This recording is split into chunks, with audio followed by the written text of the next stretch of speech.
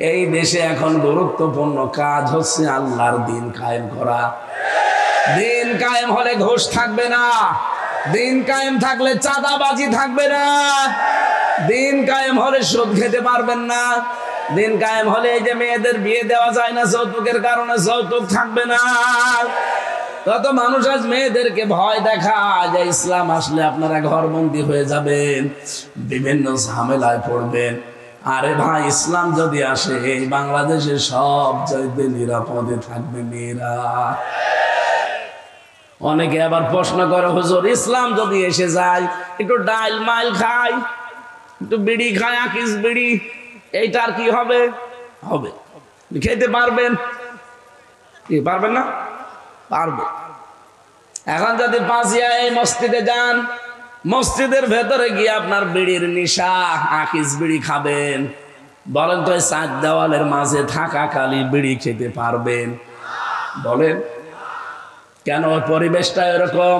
খেতে চাইলে আপনাকে বাইরে যাওয়া লাগবে, কথা বলেন ঠিক কিনা? এদেশ যখন ইসলাম দিয়ে পরিচালিত হবে, এই ৭৭টা আয়াতের ৭৩টা ধারা যখন বাংলাদেশে কায়েম থাকবে, পুরা দেশ হয়ে যাবে মসজিদ। ৫৬,০০০ বর্গ মাইলের এরিয়া হয়ে যাবে মসজিদের মতো। আপনার মন চাইলেও আপনি খেতে পারবেন না, ওই পরিবেশই তৈরি হয়ে যাবে। জোরে বলেন আল্লাহু আকবার। নবীজিকে এরকম একটা একটা করে ২৭টা জিনিস দেখিয়েছেন, আর আসার সময় ১৪টা জিনিস শিখিয়েছেন, যে এইগুলো যে আপনি অ্যাপ্লাই করবেন উম্মতের ভেতরে। সুতরাং এ দেশের সামনে যদি কেউ চেয়ারে বসতে চায়, তাকে ইসলামের দোহাই দিয়ে বসা লাগবে। আর এবার কিন্তু আমরা সতর্ক হয়ে গেছি, ইসলামের দোহাই দিয়ে যদি এই দেশে কেউ অনইসলামিক কাজ কারবার করেন, আবার ৫ই আগস্ট সংগঠিত হতে পারে। এখানে বৈষম্য বিরোধী ছাত্র আন্দোলনে যারা জীবন দিয়েছেন, এরা যে শহীদ, অনেকে এখনো মানতে চায় না। ৭ প্রকার মানুষকে শহীদ বলা হয়েছে কোরআন আর হাদিসের পরিভাষায়। পানিতে ডুবে মরলে তাকে শহীদ বলা হয়, আগুনে পুড়ে মরলে তাকে শহীদ বলা হয়, দেওয়াল চাপা পড়ে মরলে তাকে শহীদ বলা হয়, অ্যাক্সিডেন্টে মরলে তাকে শহীদ বলা হয়। আমি কি এগুলো বানিয়ে বলছি? বলেন, জালেমের জুলুমের সামনে নিজের জীবনটা যারা দিয়ে দিল, তারা শহীদ হবে নাকি? আপনাকে কি আবার ফের শহীদ হয়ে দেখানো লাগবে? শহীদ এই শব্দটা কত বড় দামি শব্দ আপনি জানেনই না। আপনি দেখেছেন এই দেশে শেখ মুজিবুর রহমানকেও মেরে ফেলা হয়েছে, জিয়াউর রহমানকেও মেরে ফেলা হয়েছে। একজনের নাম শুনলেই সারা বাংলাদেশের মানুষ বলে শহীদ জিয়া, আর একজনের নাম আমি জীবনে কোনোদিন শহীদ শুনিনি, অথচ তাকেও মেরে ফেলা হয়েছে। আপনি কোনদিন শুনেছেন শহীদ বঙ্গবন্ধু শেখ মুজিবুর রহমান? এ কথা কেউ বলে? কেন? জিয়াউর রহমানের নাম শুনলেই মানুষ শহীদ জিয়া বলে। আমি ১৬ সালে হজে গিয়ে দেখেছি, ওই যে জায়গাটা আরাফাতের ময়দান, এর পাশে মসজিদে নামিরা, কাবার ইমাম খুতবা দিচ্ছিলেন শহীদ জিয়াউর রহমান, এই নামটা উচ্চারণ করে। উনি আরবিতে অনেকগুলো কথা বলছিলেন, কথার পরিভাষা বাংলা অর্থ এইটা দাঁড়ায়, হে আল্লাহ, শহীদ জিয়াউর রহমানকে জান্নাতের সুউচ্চ মাকাম দান করো। কোন জায়গায় দোয়া হচ্ছে আপনি টের পেয়েছেন? আরাফাতের ময়দানের পাশে মসজিদে নামিরা। আপনারা সবাই জানেন আরাফাতের ময়দানে মানুষের দোয়া আল্লাহ কবুল করে থাকেন। এটা শোনেননি কোনোদিন? যেই 10টা জায়গায় মানুষের দোয়া কবুল হয়, তার ভেতরে এটা 1 নাম্বার।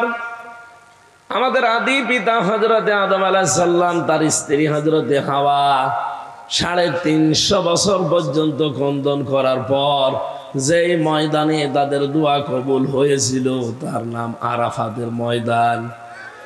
কথা বলেন না কেন? নবীজি জানিয়েছেন, এই ময়দানে কোনো মানুষ যদি দোয়া করে, আমার আল্লাহ এটা ফেরত দিতে লজ্জা বোধ করে। এত দামি জায়গা এটা, যেহেতু 40, 45, 50 ডিগ্রি সেলসিয়াস থাকে, এত তাপমাত্রা ওই দেশে। আরাফাতের ওই ময়দানে হাজার হাজার নিম গাছ এই জিয়াউর রহমান লাগিয়েছিল। কি কথা বলে না কেন?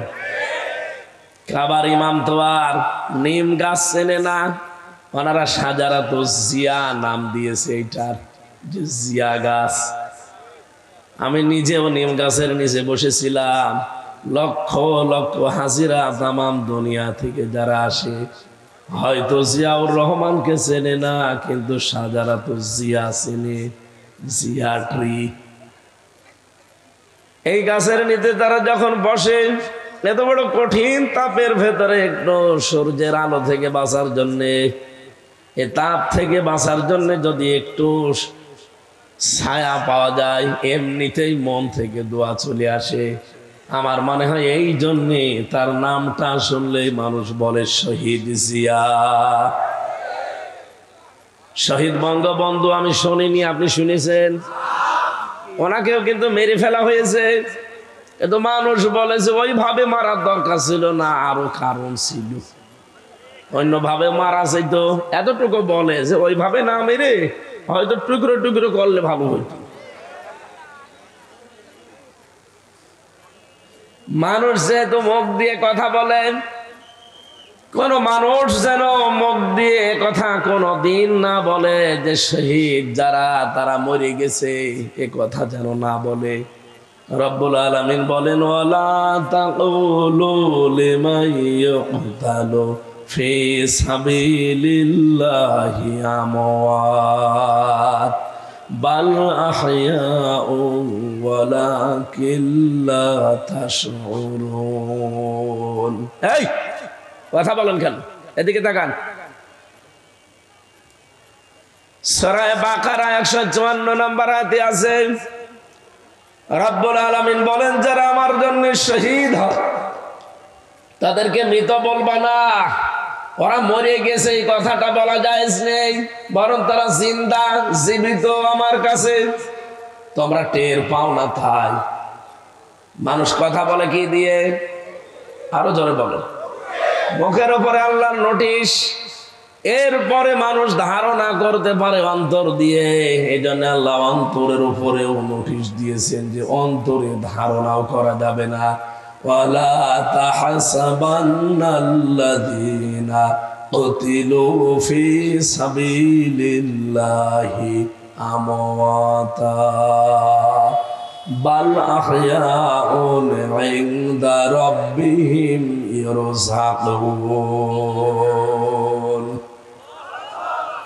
সূরা আলে ইমরান 169 নম্বর আয়াতে আছে, আল্লাহ পাক বলেন, যারা আমি আল্লাহর জন্য জীবন দিয়েছে এরা মরে গেছে, জীবনে ধারণাও করবি না। আল্লাহর ভাষা দেখেছেন? মনে করছেন আপনাকে খুব সম্মান দিয়ে বলছে না, ওয়ালা তাহসাবান্নাল্লাযীনা কুতিলু, ধারণা করবি না, একজন দুইজন না, কেউ ধারণা করবি না। আমি তাফসিরে ধারণা করবা না এ শব্দটা পাই না, করবি না, তার মানে আল্লাহ রেগে গেছেন।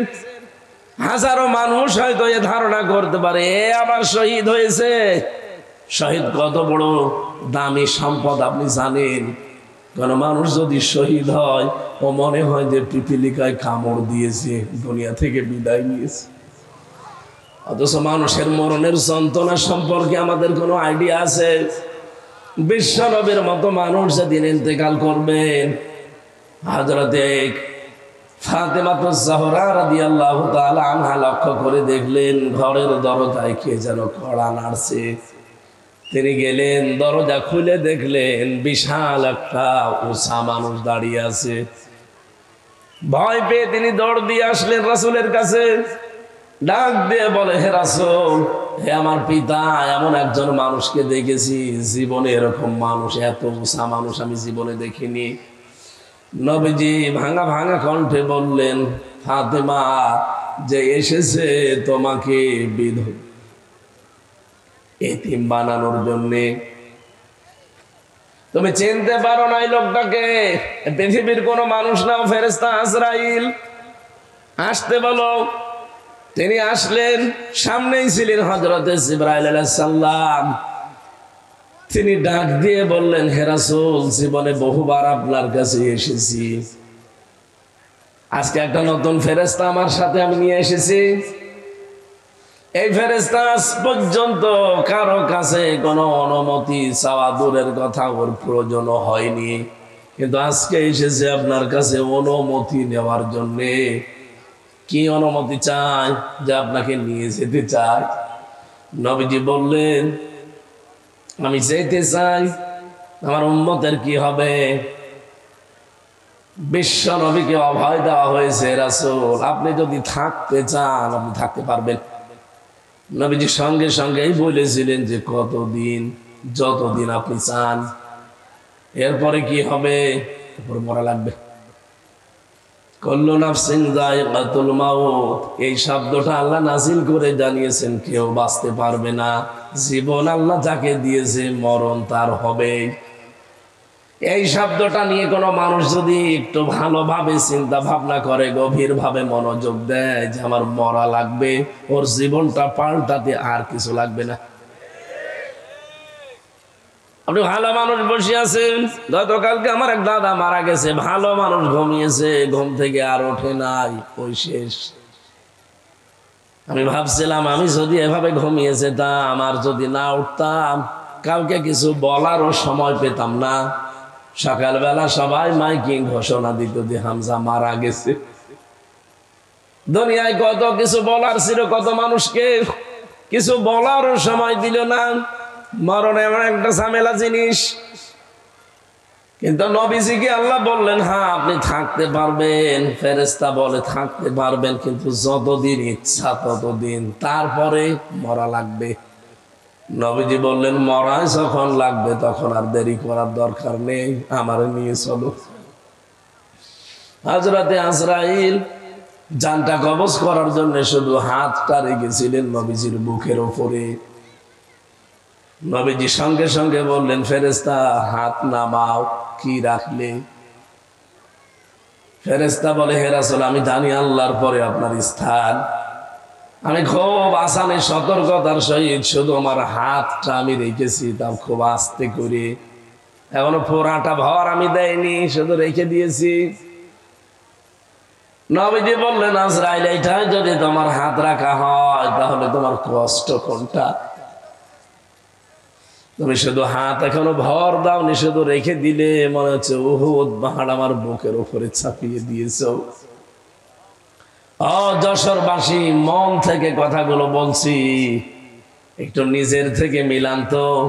এত বড় দামি মানুষের যদি এই কষ্ট হয়, তাহলে আমরা তো মানুষের ভেতরেই পড়ি না। কথা বলে না কেন? আমাদেরকে মানুষ বলা হয় শুধু উপরে এই চিহ্ন দেখে, ভেতরে কত প্রসূত জমা হয়ে আছে। আরে ভাই, হিংসা তো মানুষের ভেতরে থাকার কথা না, হিংসা থাকার কথা পশুর ভেতরে। আপনি দুইটা কুকুরকে খাবার দেবেন, একটাকে যা দিয়েছেন ও মরণ পর্যন্ত খেলেও আমার মনে হয় শেষ হবে না, এরপরও দেখবেন পাশেরটায় হামলা দেয়। কথা বলছে না? হিংসা তো আমাদের ভেতরে থাকার কথা না, এটা তো পশুর স্বভাব। মানুষের এই চেহারা শুধু থাকলে আপনি মানুষ বলে পরিগণিত হবেন না, বিষয়টা এমন না। এই জন্য যেটা বলতে চাই, এত বড় দামি মানুষকে তো আজরাইল হুকুম নিয়ে এসে যদি জান কবজে, এত কষ্ট তার কাছে মনে হয়। নবীজি আমার মতো এত দুর্বল ছিলেন না। বিশ্ব নবী বলেন 100 হামজার শক্তি আল্লাহ আমার শরীরে দিয়েছিলেন। তার মানে আমার মতো 100 জন মানুষের শক্তি এক জায়গায় করলে যা হয়, নবীজিকে আল্লাহ একাই ঠাই দিয়েছিলেন। সেই মানুষটা যদি একটা হাতের ভর, তাও ভর দেয়নি, শুধু রেখেছে হালকা, এটাই যদি সহ্য করতে সে না পারে, আমি আপনি কোন ধান্দায় আছি? ধারণা কোনদিন যেন আপনার না আসে, যারা শহীদ হয়, এই মানুষগুলোর মরণের কথা শুনলেন যে পিপিলিকা কামড় দিলে যতটুকু যন্ত্রণা, অতটুকুতেই তার জীবনটা শেষ হয়ে যায়, সে আর টের পায় না। তার মানে শহীদের মরণ নবীজির ইন্তেকালের, নবীজির মরণের চাইতেও অনেক কম। হ্যাঁ, কথা বলতে থাকেন। আপনি কি বুঝেছেন কি বলতে চাই? সুতরাং শহীদের শব্দটা কিন্তু আল্লাহ যাকে তাকে দেয়ও না। আলিয়ালামাল্লাহুল্লাযীনা আমানু ওয়া ইয়াত্তাখিযা মিনকুম শুহাদা। সূরা আলে ইমরান 140 নম্বর আয়াতের মাঝের অংশে আছে, জেনে রাখো যাদের ঈমান এবং আমল কাজ কারবার আমি আল্লাহর পছন্দ হয়, এই মানুষগুলোকে আমি আল্লাহ এমনিতেই মরণ দেই না। এদের সাধারণভাবে মরণ দিলে তো শেষ হয়ে যেত না, এই মানুষগুলোকে আমি শাহাদতের মরণ দিয়ে ধন্য করি। আজকের মাওলানা আব্দুস সামাদ একটা আলেম মানুষ, এখনই যদি মারা যায়, যদি ঈমান নিয়ে মারা যেতে পারে, কবরে দিয়ে দেবেন, ঘুমিয়ে পড়বে, কিয়ামত পর্যন্ত ঘুমাবে। ফেরেশতা যেদিন ফৎকার দেবে সিংহায়, সেই দিন উনি উঠবে, এর আগে পরে কিচ্ছু নেই। কিন্তু লোকটা যদি শহীদ হতে পারে, কবরে দেওয়ার সঙ্গে সঙ্গে ঘুমানো লাগবে না। আল্লাহ বলেন আমি নিজে তাদেরকে খাওয়াবো। যশোরবাসী মাথায় তো মগজ আছে নাকি বলেন? কোন মানুষকে জেগে থাকলে খাওয়া লাগে, খাওয়া লাগে না? ঘুমিয়ে থাকলে খাওয়া লাগে। তার মানে তো ঘুমিয়ে পড়বেন, ওনার খাবার কিসের? শহীদ তো ঘুমাবে না, জীবিত। মরণের পরে শুধু কবরে দিতে দেরি। আল্লাহ নিজে বলেন আমি জান্নাতি খাবার তাদের জন্য খাওয়াবো। জেগে থাকলে যেহেতু আনন্দ দরকার লাগে, জেগে থাকলে অনেক কিছু লাগে। আল্লাহ পাক সব ব্যবস্থায় 3.5 হাত কবরের ভেতরে তারে খুলে দেবেন। জেগে থাকলে অনেক মানুষের আমরা দেখি, জীবিত মানুষ যারা খাবার খায়, তাদের 5টা জিনিস তৈরি হয় শরীরে। কয়টা? খাবার খেলে তাদের রক্ত তৈরি হয়, খাবার খেলে পিত্ত রস তৈরি হয়, খাবার খেলে বীর্য তৈরি হয়, খাবার খেলে মল তৈরি হয়, খাবার খেলে প্রস্রাব তৈরি হয়। এই 5টা জিনিস এই শরীরের ভেতরে তৈরি হয়ে বাকিগুলো বের করে দেয়। পিত্ত রসটা কাজে লাগে আপনার খাবার হজমের জন্য। 2 নম্বরে আপনার শরীরকে সুঠাম শক্তিশালী করে রাখার জন্য বীর্য দরকার লাগে। রক্ত চলাচল, 5.5 কেজি রক্ত আমার শরীরের ভেতরে আছে। ঘন্টায় 60 কিলোমিটার বেগে আমার রক্তগুলো মাথা থেকে পা পর্যন্ত দৌড়াচ্ছে। বাকি মল এবং প্রস্রাব যেগুলো আমাদের কাজে লাগবে না, এগুলো আমার শরীর থেকে আমার আল্লাহ বের করে নেয়। প্রস্রাব যদি বন্ধ হয়ে যেত আপনার, আপনি টের পান, একবার প্রস্রাব সাধারণভাবে করাতে আপনার 12,000-এর উপরে খরচ লাগবে শুধু টাকা। এই যে অক্সিজেন দিয়ে আমরা বেঁচে আছি, 1 কেজি যদি অক্সিজেন কেউ কিনে বেঁচে থাকতে চায়, 66,000 টাকা লাগবে তার। অথচ প্রতিদিন আমরা কম বেশি 16 কেজি অক্সিজেন নিতে আসি, 1 টাকাও দেয়নি।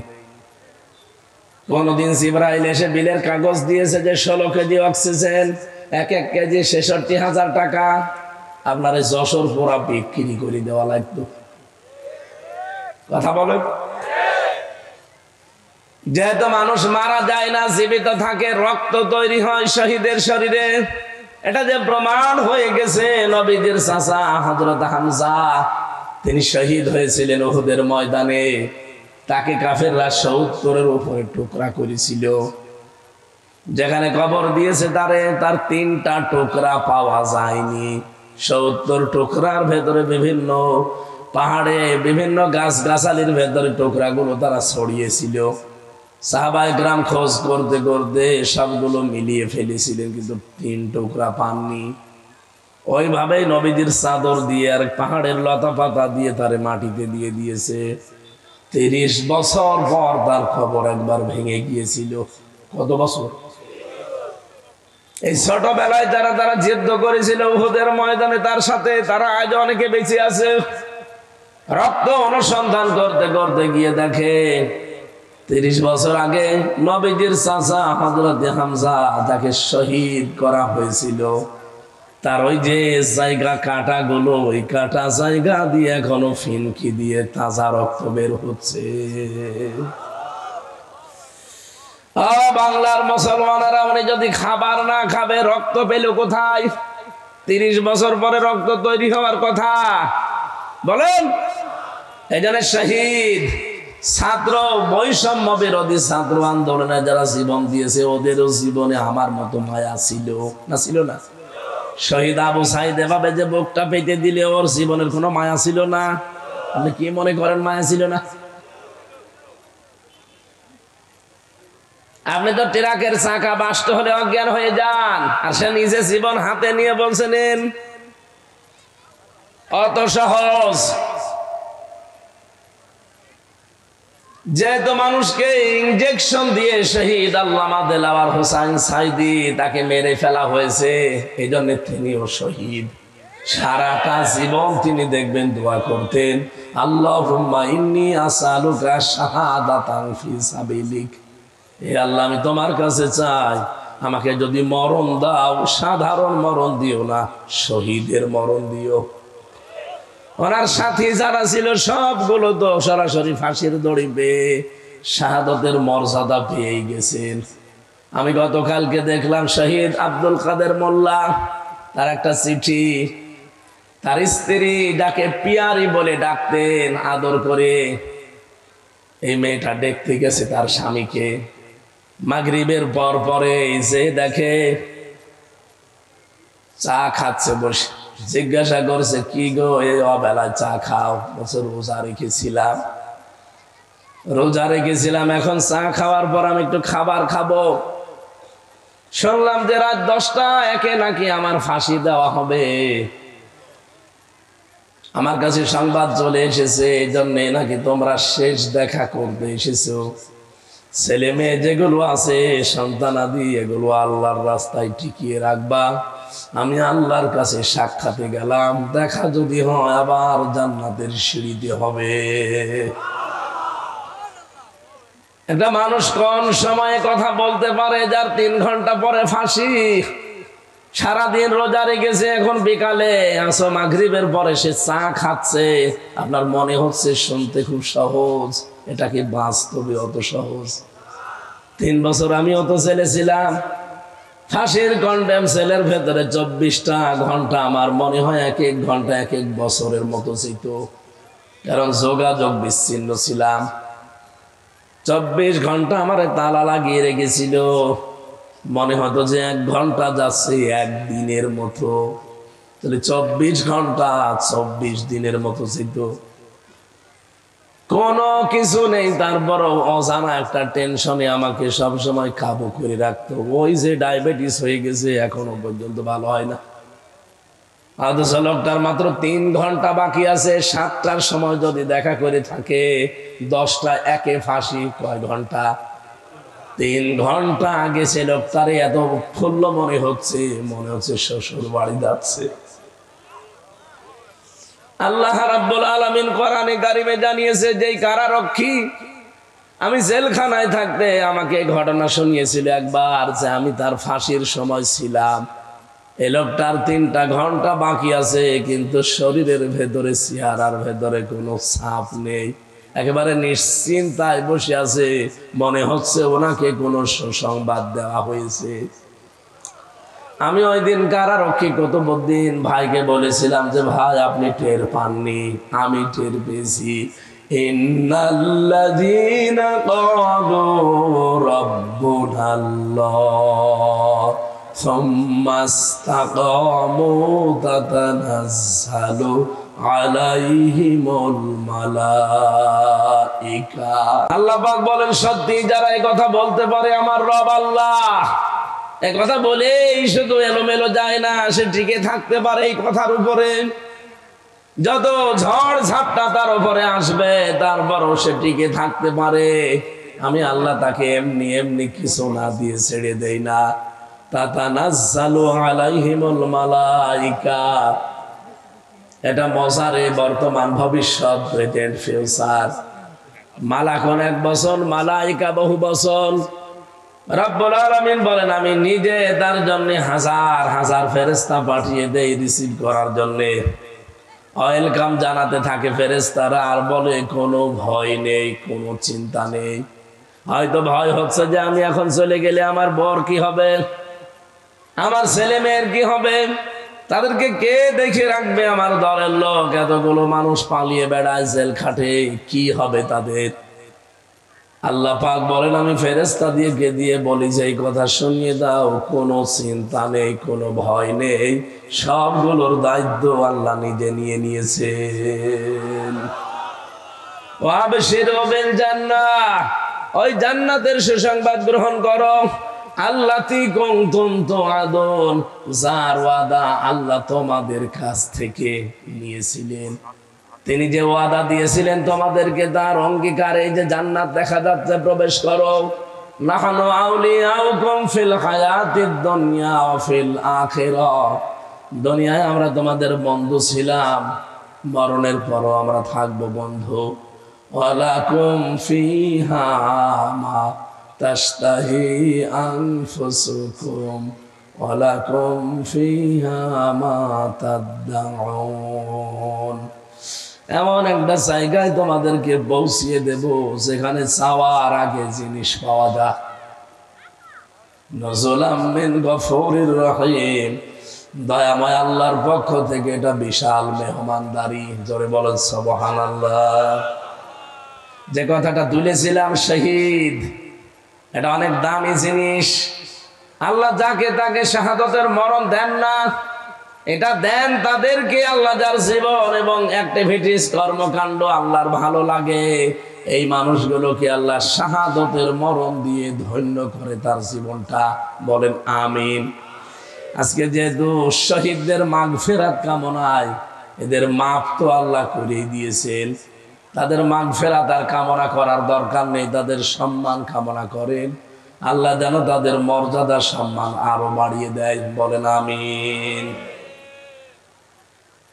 আমরা যে মাস চলছে রজব মাস, গতকালকে যে রাতটা গেল, বিশ্ব নবীকে এই ধুলির ধরা থেকে 53 বছর বয়সে আল্লাহ রাব্বুল আলামিন 27টা বছর তার কাছে রেখে 14টা জিনিস তাকে শিখিয়েছিলেন, আর 27টা জিনিস তাকে দেখিয়েছিলেন। এদিকে তাকান, আপনি চিন্তা করতে পারেন 27 বছর ধরে মাত্র 27টা জিনিস দেখিয়েছেন, আর শিখিয়েছেন কয়টা জিনিস? 14টা। বলেন বলেন। রাব্বুল আলামিন জানাতে চেয়েছেন, হে নবী, সামনে যেহেতু আপনাকে একটা নতুন দেশ আমি হাতে তুলে দিতে যাচ্ছি, এই দেশকে যদি আপনি কল্যাণময় করতে চান, কল্যাণকর রাষ্ট্র বানাতে চান, তাহলে আপনাকে 14 কাজ ওই দেশে করা লাগবে।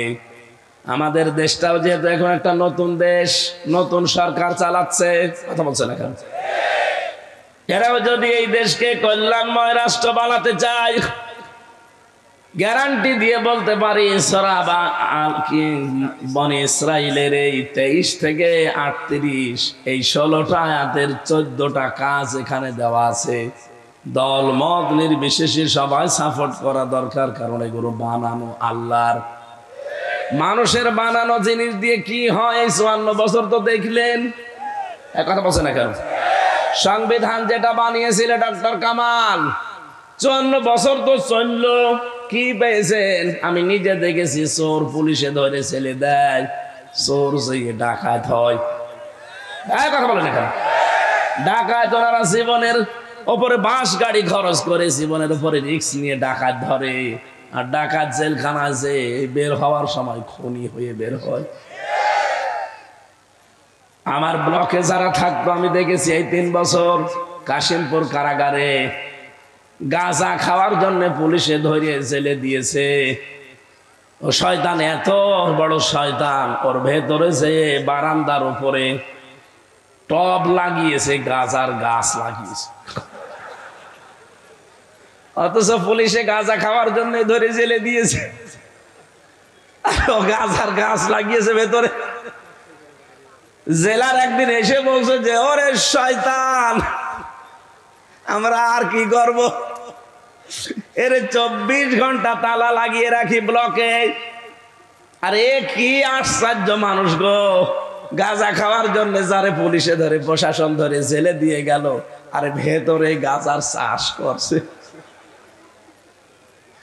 হবে না মানুষের তৈরি করা আইন দিয়ে বাংলার জনগণ। 53-53.5 বছর আমাদের দেখা অলরেডি শেষ। এই কোরআনে আল্লাহর সংবিধান নামে একটা সূরা দিয়েছেন, সূরা ফুরকান। এর ভেতরে 77টা আয়াত আছে, 73টা ধারা আছে। এই 73টা ধারা দিয়ে যদি বাংলাদেশের সংবিধান বানানো যায়, এদেশে গাঁজাখোর ধরলে জীবনে আর গাঁজার গাছ লাগাবে না। চোর ধরলে কোনোদিনও ডাকাত হয়ে বের হবে না, কারণ চোর ধরলে ওর যে শাস্তি, ওইটা যখন বাইতুল মোকাররমে, যশোরের আদালতের সামনে, কেশবপুরের কেন্দ্রীয় মসজিদের সামনে যখন আদালত কর্তৃক প্রমাণ হবে যে ও চুরি করেছে, ও যে অভাবে চুরি না করে যদি স্বভাবে চুরি করে থাকে, ওর হাত যখন লক্ষ লক্ষ মানুষের সামনে কেটে ফেলা হবে, হাজারো মানুষ এমনি ভালো হয়ে যাবে। আমার ছোট দাদা বলছিল যে আমি একবার হজে যেয়ে মাটির নিচে যে ওযুখানাগুলো আছে মসজিদে নববীতে, ওখানে যেয়ে ওযু করে করে দেখি আসার সময় একটা ঘড়ি পড়ে আছে। চিন্তা করলাম কেউ নিচ্ছে না, আশপাশে তাকিয়ে দেখলাম কেউ নেই। মনের ভেতরে ভয়, যদি ধরা পড়ি যায় দেশের আইন হচ্ছে হাত কেটে দেবে। দেশে গেলে মানুষ বলবে হাজী সাহেব চোর। এই ভয়ে নিতেও পারি না, কিন্তু কেউ তো নেই আশপাশে। আস্তে করে তুলে নিলাম। হারানো জিনিস যেখানে জমা দেয় ওই জায়গায় জমা দিলাম। মসজিদে নববীর সামনে ওই ঘরটা আছে। ওনারা জিজ্ঞাসা করলাম যে ওনার ভাষা দিয়ে, কারণ উনি 14-15 বছর এখন ওই দেশে থাকে। জিজ্ঞাসা করলাম যে ভাই এই ঘড়িটার দাম কেমন হবে? উনি ওনার ভাষা দিয়ে বলে, ইয়া হাজিউল হজ্জাত আইনা বিলাদুকা। হাজি দেশ কোথায়? জি তুমি বাংলাদেশ। বাংলাদেশ থেকে এসেছি। উনি হিসাব করে বলছে আপনার বাংলার টাকা অনুযায়ী এই ঘড়িটার দাম হবে কমপক্ষে 72,000 টাকা। মোবাইল ঘড়ি। বলেন তো 72,000 টাকার ঘড়ি পড়ে আছে, কেউ নিচ্ছে না, ওযুখানায়। এদেশে 72 পয়সা থাকবে? বলেন। ওই দেশে তারপরও কোরআনের সম্পূর্ণ আইন নেই। 100 ভাগের মাত্র খুব বেশি হলো 30 ভাগ আছে, বাকিগুলো নেই। 30 ভাগে আমি যে শান্তি পেয়েছি ওই দেশে, আমার এই দেশে যদি 100 ভাগ কোরআনের আইনটা কার্যকর হয়ে যায়। কালকে আমি এক জায়গা থেকে আসার সময় পুলিশ, আমার নরম সরব পুলিশ, একেবারে হাবা গোবা গাড়িটা আটকিয়েছে, আমার পেছনের গাড়িটা। বললাম ওর কাগজ ফেল হয়ে গেছে, মাত্র 3 দিন আগে, সময় পাইনি, আপনি খুব নরমাল মামলা দেন। হুজুর 3 দিন তো বেশি ঝামেলা করবো না, ছেড়ে দেব। তবে আমাদের একটা একটু টেনশন আছে, সামনে যা দেখতে পাচ্ছি, আমরাও তো দেশের খোঁজ খবর রাখি। আগস্টের 5 তারিখের আগে এই দেশে মাত্র 100 জনের 15 জন মানুষ চাইতো যে দেশে কোরআনের বিধান কায়েম হোক। অথচ এই 5.5 মাসের ব্যবধানে America, voice of America, Microsoft, এগুলো সব তো আমার খালাতো ভাই, সব খ্রিস্টান। এরা রিপোর্ট দিচ্ছে এই দেশে এখন 100 জনের প্রায় 58 জন চাচ্ছে যে ইসলামে দেশে কায়েম হোক। 5.5 মাসে যদি অবস্থা তৈরি হয়ে যায়, আর 5 মাস যেতে দেন। এই জন্যই তো গতকাল চরমনায় পীর উনি বলেছে যে আমরা নির্বাচন চাই অন্তত 1-1.5 বছর পরে। দেখলাম পাশ থেকে কে যেন জামাটি নিধস, কতদিন না, তাড়াতাড়ি ওরা টের পেয়ে গেছে। 5.5 মাসে যদি 15 থেকে 58 চলে আসে, আর 1 বছর যেতে দিলে এই দেশের হিন্দু, খ্রিস্টান, বৌদ্ধ, মুসলমান সব 100 জনের 100 জনই বলবে আমরা কোরআনের বিধান চাই।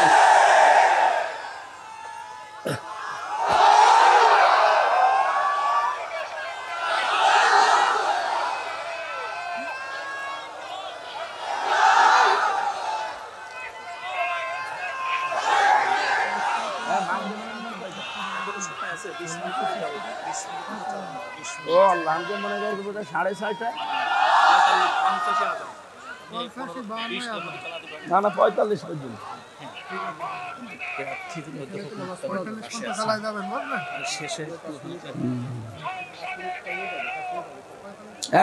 দাঁড়িয়েছেন কেন? বসেন। আমি যে গুরুত্বপূর্ণ বিষয়টা তুলতে চেয়েছিলাম, আমি তোমার ঘড়ি নষ্ট হয়ে গেছে নাকি কি সমস্যা? আমি মনে করছি বোধ হয় 4:30 বাজে। এই শয়তান দেখি 5:30 বেজে গেছে। ঘুরে আসবে তো কাটাটা আসলে। আমি তো ওই হিসাবে চালাচ্ছিলাম, কি বলতে হয় বলুন তো। যাক, বাদ দিয়ে দিলাম সব।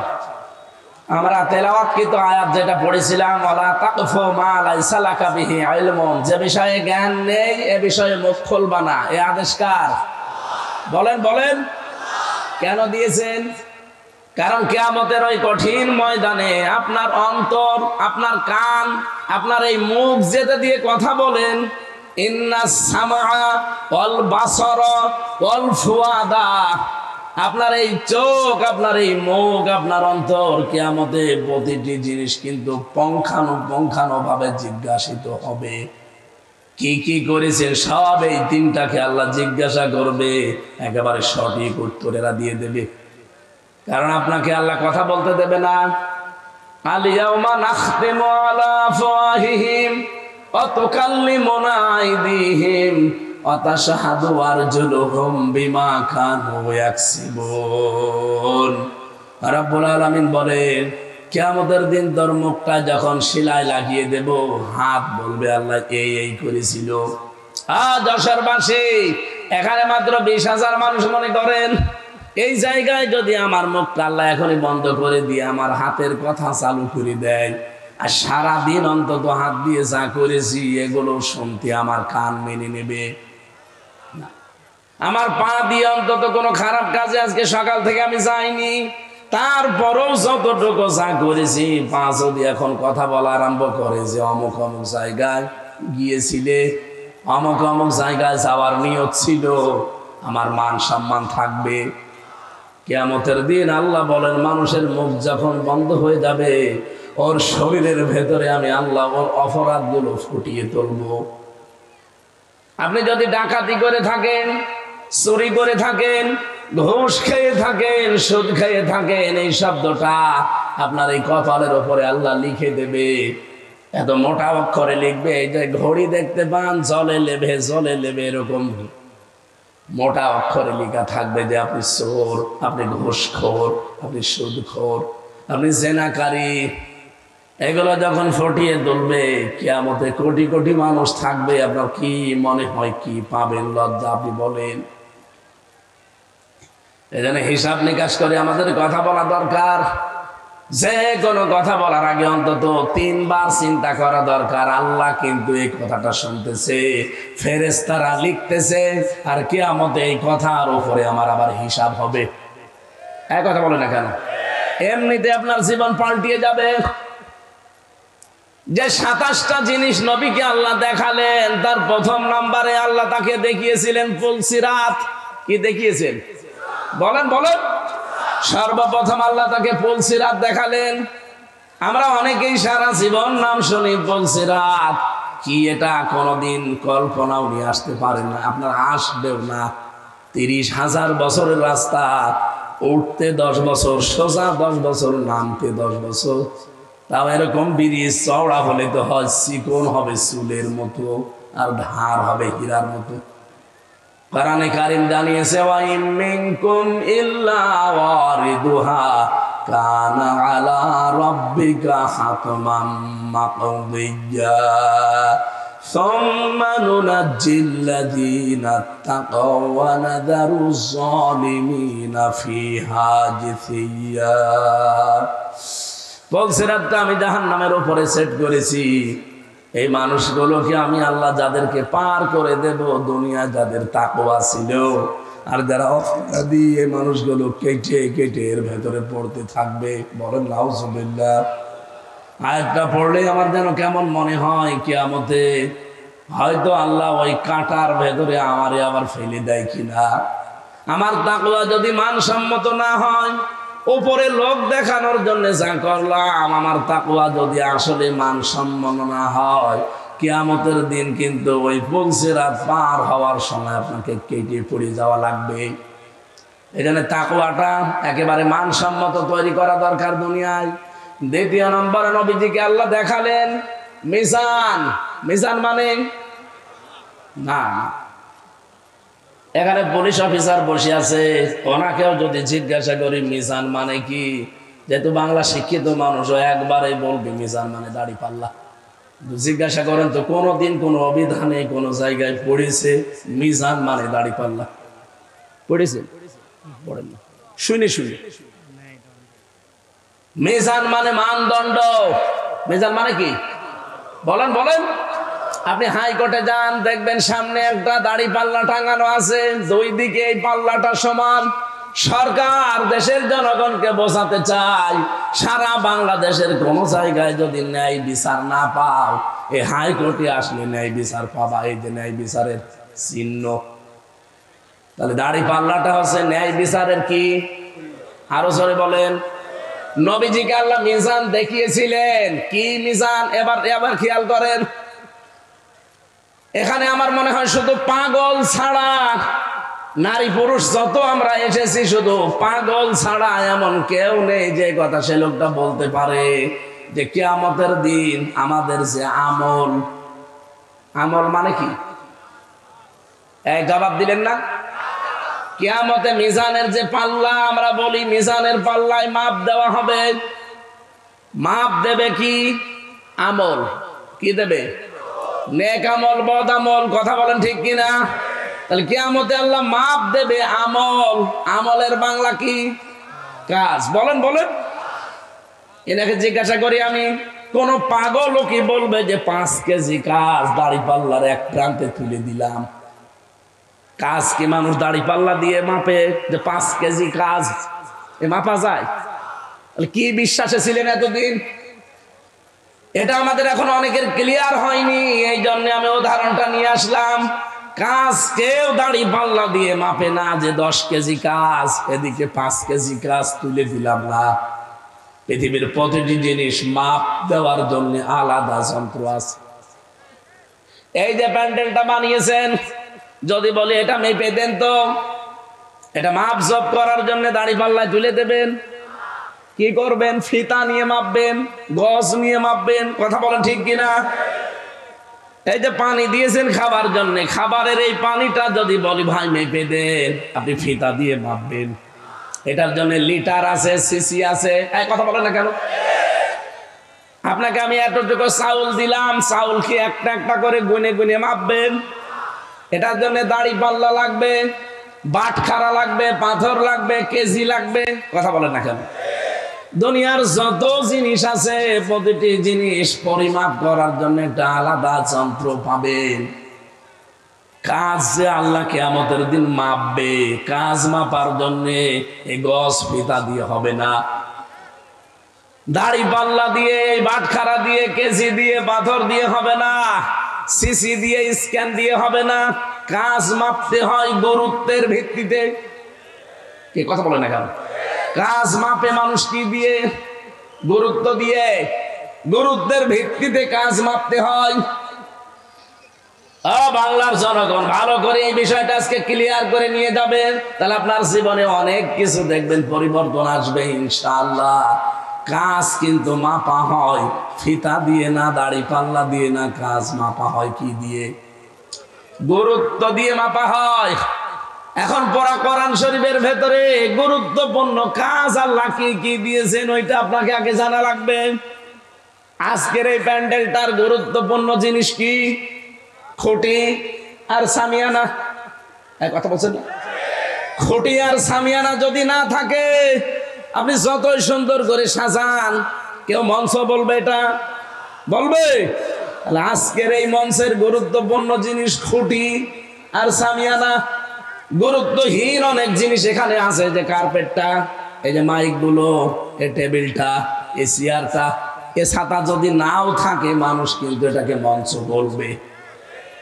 তাহলে গুরুত্বপূর্ণ জিনিস আগে ঠিক করা লাগবে, না তো আপনি মঞ্চে উঠতে পারবেন না। এই কোরআনে আল্লাহ 500টা গুরুত্বপূর্ণ জিনিস দিয়েছেন। আপনি 499টা মানেন, একটা মানেন না, আপনার এই মঞ্চ কিন্তু সরাসরি উঠতে পারবেন না। এই যে নামাজ আল্লাহ দিয়েছেন, ফরজ নামাজ। পৃথিবীর যত ইবাদত দেখবেন, প্রতিটি ইবাদতের আলাদা আলাদা কিছু ফরজ জিনিস আবার ভাগ করা আছে। নামাজ যে ফরজ, এই নামাজের ভেতরে আবার ফরজ আছে কয়টা? 13টা। বলেন বলেন, আরো জোরে বলেন। এই 13টা ফরজের 12টা আদায় করলেন, একটা করেননি, আপনার কি সওয়াব হবে কয়টা? হ্যাঁ, একটাও হবে না, কারণ গুরুত্বপূর্ণ জিনিস আপনি ছেড়ে দিয়েছেন। খুব ভালো করে বসেন, 13টা ফরজের একটা আদায় করেননি, 12টা করেছেন, সওয়াব তো হবেই না, জিরো হবে, শূন্য হবে, কিচ্ছু পাবেন না। এখন যদি বলেন না 12টা আদায় করলাম, অন্তত 2টা সওয়াব দেন, হবে। এটা যেমন বুঝলেন, কোরআনে আল্লাহ 500 শরীয়তের বিধান দিয়েছেন, এগুলো সব ফরজ, এগুলো সব গুরুত্বপূর্ণ জিনিস। এই 500 ফরজের 499টা আপনি মানেন, একটা তো মানেন না, আরো বিরোধিতা করেন। আপনার জীবনে কিয়ামতে আল্লাহ যখন মিজানে মাপ দেবে, একটাও কিছু পাবে না, গুরুত্বহীন, সওয়াব পাবেন জিরো, শূন্য। এই জন্যই তো সতর্ক করছি আপনাকে যে জীবনে গুরুত্বপূর্ণ জিনিস যেগুলো, সেগুলো আগে রাখেন।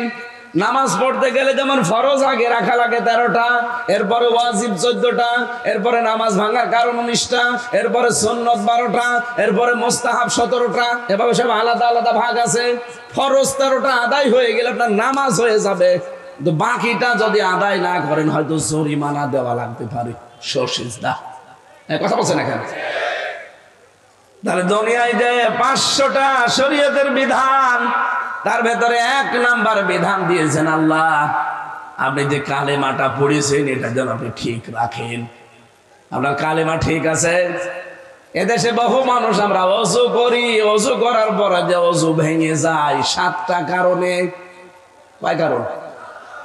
একটা কারণে আপনার ওযু ভেঙে গেল, 7 কারণের ভেতরে 1 কারণ মনে করেন বাতাস বের হয়ে গেছে, ওযু থাকবে। এখন যদি বলেন অতটুকু আর কি হয়, কি হয় মানে ওই আপনার ওযু শেষ, এখন ওই ভাঙা ওযু দিয়ে নামাজ হবে। আরো জোরে, ভাঙা ওযু দিয়ে যদি নামাজ পড়েন, নামাজ পড়া কি হারাম? বলেন বলেন। ঠিক, আপনি ঈমান এনেছেন, ঈমানও কিন্তু ভেঙে যায়। 10টা কারণে ঈমান ভেঙে যায়। কয়টা? এই 10টা কারণ যে কবে কবে আপনার জীবনে এসেছে আপনি জানেনও না, কখন যে ঈমান ভেঙে গেছে আপনি টেরও পাননি। ভাঙা ওযু দিয়ে যেমন নামাজ হয় না, ভাঙা ঈমান দিয়ে আমার আল্লাহর জান্নাতে যাওয়া যাবে না। গুরুত্বপূর্ণ কাজগুলো আগে ঠিক করবেন, এই জন্য আপনাকে এটা পড়তে হবে। 500 যে শরীয়তের বিধান, এই দেশে আমরা দেখি অনেকে, কেউ 100টা মানে, কেউ 150, কেউ 200, কেউ 300, কেউ 400, কেউ 499টায় মানছে, কিন্তু একটা মানতে চাই না, আরো বিরোধিতা করে। 12টা ফরজ আদায় করে একটা না করলে যেমন কিছুই পাবেন না, 499টা আদায় করে একটা না করলে কিছুই পাবেন না। মিজানের পাল্লা, আল্লাহ নবীকে আল্লাহ এইটা দেখিয়েছিলেন যে মিজানের ন্যায় এবং মানদণ্ড হিসাবে তোমাকে গুরুত্বের ভিত্তিতে মাপ দেওয়া হবে। দুনিয়ায় গুরুত্বপূর্ণ কাজ যেগুলো আপনারা কিন্তু জানেন, দুনিয়ায় যত গুরুত্বপূর্ণ কাজ তার 1 নম্বরে ঈমান। নাম কি? ঈমানের পরে এই লোকটা কাজ করবে নামাজ। এই গত রাত গেল, এই রাতে আমার আল্লাহ বিশ্ব নবীকে নিয়ে 50 ওয়াক্ত নামাজ দিয়েছিলেন। মসা নবীকে বারবার দেখা হতে হতে শেষে 5 ওয়াক্ত নেমে এসেছে। নবীজি বলেন 5 ওয়াক্ত নামাজও যদি নির্ধারিত সময়ে হক আদায় করে আপনার উম্মতেরা পড়তে পারে, প্রতিদিন তাদেরকে 50 ওয়াক্ত নামাজের সওয়াব আল্লাহ দিয়ে দেবেন। আমার ভাইরা, আমি আবার বলছি, গুরুত্বপূর্ণ কাজ জীবনে 500টা গুরুত্বের দিক থেকে বিবেচনা করে কাজগুলো আপনি করবেন। দুনিয়ায় গুরুত্বহীন এখানে মাইক, গুরুত্বহীন এখানে টেবিল, এগুলো না থাকলেও হয়, কিন্তু আমরা এইগুলো নিয়ে আগে ব্যস্ত। আসল যে সামিয়ানা আর খুঁটি দরকার, এটার খবর নেই। আশা করি আপনি বুঝে ফেলেছেন এই দেশে এখন গুরুত্বপূর্ণ কাজ হচ্ছে আল্লাহর দিন কায়েম করা। দিন কায়েম হলে ঘুষ থাকবে না, দিন কায়েম থাকলে চাঁদাবাজি থাকবে না, দিন কায়েম হলে সুদ খেতে পারবেন না, দিন কায়েম হলে এই যে মেয়েদের বিয়ে দেওয়া যায় না যৌতুকের কারণে, যৌতুক থাকবে না। কত মানুষ আজ মেয়েদেরকে ভয় দেখায় যে ইসলাম আসলে আপনারা ঘরবন্দি হয়ে যাবেন, বিভিন্ন ঝামেলায় পড়বেন। আরে ভাই, ইসলাম যদি আসে এই বাংলাদেশে সব চাইতে নিরাপদে থাকবে মেয়েরা। অনেকে আবার প্রশ্ন করে, হুজুর ইসলাম যদি এসে যায় একটু ডাইল মাইল খাই, একটু বিড়ি খায়, আকিস বিড়ি, এইটার কি হবে? হবে। খেতে পারবেন কি পারবেন না? পারবে। এখন যদি পাঁচিয়া এই মসজিদে যান, মসজিদের ভেতরে গিয়ে আপনার বিড়ির নিশা, আকিস বিড়ি খাবেন, বলেন তো এই চার দেওয়ালের মাঝে থাকাকালীন বিড়ি খেতে পারবেন? বলেন কেন? ওই পরিবেশটা এরকম। খেতে চাইলে আপনাকে বাইরে যাওয়া লাগবে, কথা বলেন ঠিক কিনা? এদেশ যখন ইসলাম দিয়ে পরিচালিত হবে, এই ৭৭টা আয়াতের ৭৩টা ধারা যখন বাংলাদেশে কায়েম থাকবে, পুরা দেশ হয়ে যাবে মসজিদ। ৫৬,০০০ বর্গ মাইলের এরিয়া হয়ে যাবে মসজিদের মতো।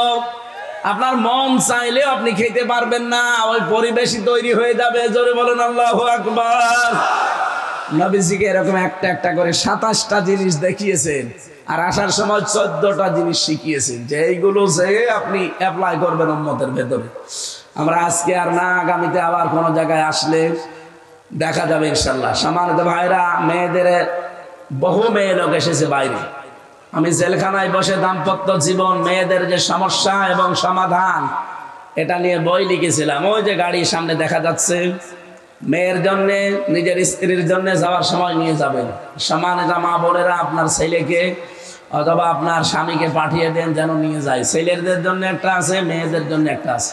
ওইটা পড়লে অন্তত ১২০ পৃষ্ঠা, তো পুরাটা পড়লে আমার অনেক আলোচনা করে চলে আসবে। আজকের মতো আমরা শেষ করছি, এখন যেহেতু আজান হবে আর ৩ মিনিট আছে। আমাদের আজকের মাহফিলের প্রধান অতিথি অধ্যাপক মোহাম্মদ মোক্তার আলী, এই আসনের নমিনি, বাংলাদেশ জামাত ইসলামের পক্ষ থেকে। আল্লাহ রাব্বুল আলামিন তাকে মঞ্জিলে মকসদে যেন পৌঁছিয়ে দেন, এই কোরআনে কারীম যেন বুকে নিয়ে তিনি সংসদে যেতে পারে। বলেন আমিন। উনি হয়তো এখন একটু দেন,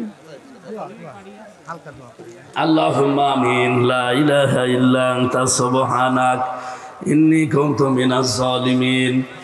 আল্লাহ তাআলা, কেশবপুর পাঁচিয়া এ বিশাল ময়দানে তোমার বান্দারা জান্নাতের বাগান সাজিয়েছে, যে আশা নিয়ে তারা আয়োজন করেছে। আল্লাহ, আমার শরীর মারাত্মক অসুস্থ, আমি কথা বলতেও পারছি না। এত কষ্ট করে হলেও এসে চেষ্টা করেছি কিছু হক কথা বলার জন্যে। তোমার বান্দা বান্দীদের কথাগুলো বোঝার এবং আমল করার তৌফিক দাও।